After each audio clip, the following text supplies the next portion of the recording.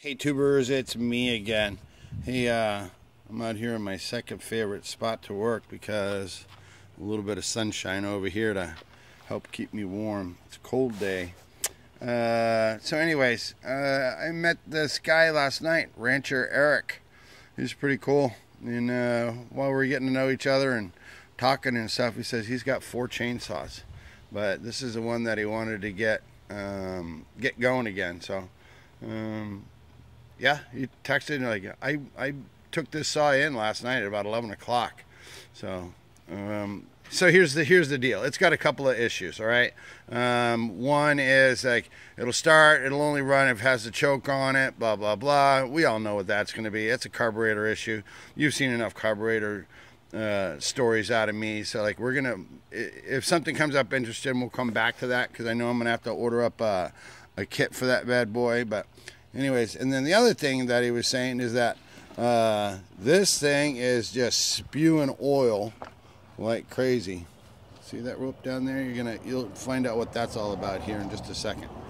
So anyways, this thing got hot, and I think this is the saw. He was telling me that he was cutting railroad ties with it, and like, and you do that kind of stuff, you know, when you're on the ranch and stuff. So anyways, maybe give it a little bit more of a rest interval or whatever, because this bad boy got hot. So anyways, we need to check out the oil pump that's, you know, that puts the oil onto the chain, onto the bar, etc. So I've removed a lot of this stuff to make it faster on the video. Without my talking and stuff, it would go even faster. But anyways, there's a little E-clip right here on the outside. You put a little screwdriver right in one of these little holes right there and pry it off. It comes off easy. Keep all your parts separate. There's this little retaining washer right here on the outside. You're going to take that off. Okay. Now you're going to actually pull. This is like the drive part of the clutch.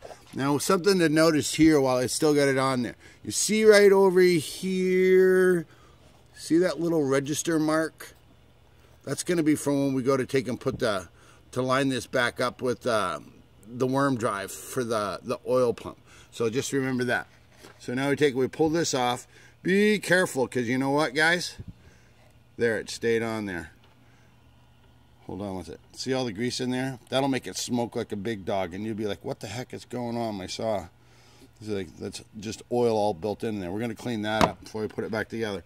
But right here, can you see those cage needle bearings? You got to be careful of those when you take them off. Keep them in a safe place. Here we go. Focus, baby. They just slide right off and they stay together. Okay? Keep those in a safe place. You got them in my little magnetic tray. So, to get this clutch off, the rotation of the engine normally goes like this. Drives the chain, blah, blah, blah. But in order, if this was like a normal thread, righty-tighty, lefty-loosey, when you put a load on it and the engine's spinning, it would just take itself off. It would loosen the nut.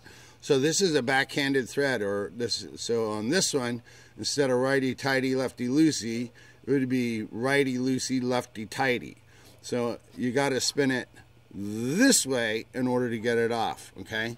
So normally that would be tightening. You got to go like you're tightening, and that'll actually take this clutch off. Well, when you go to do it, it's like the motor's going to want to spin over. So down here, inside, I pulled the spark plug out, and I put a piece of rope inside. So now when the piston comes up and it tries, all it does is it compresses the rope. The rope is soft. It won't scratch, mar, dent, do anything on the inside. So 3/4 socket. They do make a special tool for that, or you can use an impact if you leave the spark plug in there and do it fast. This is probably the safest and the easiest way to do it if you don't have like a air impact. So anyways, spin it to the right, and then you just be able to take it off. There's that. There is another like washer plate back in here. You got to take that out. And look at that right there. That right there, this is part of the worm drive. This is the part that with that piece right there, hooks into that little notch right there. Remember what I said about the register mark? You can see it right there. That's for when you go back to reassembling it.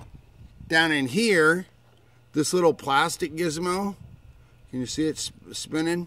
That's the worm drive, okay? And then behind it, you can actually see that little, looks like a little sprocket sticking up, and when this thing spins around, it's turning. That's the actual pump, is that little thing. Let me get this out of the way for you.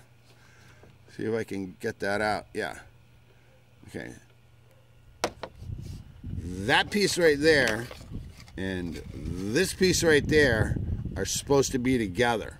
And then that's what spins around on the clutch and then activates that pump. That's the actual pump right there on the end of my finger.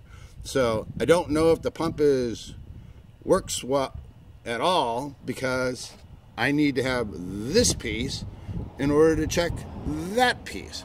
It's only got like 30 hours on it, but it's been worked up pretty hard. He said he was cutting railroad ties with it, so we're going to order up this piece. We'll do the reinstall whenever it shows up, but in the meantime, that'll give us plenty of time to get in there with like a little chip brush and some gasoline or a brake cleaner or something. We got to get this thing cleaned up. And then, like I said, the plastic is all melted and stuff here. We'll clean that up with an X-Acto knife. But for 30 hours, this thing has seen, you know, it's seen some serious work.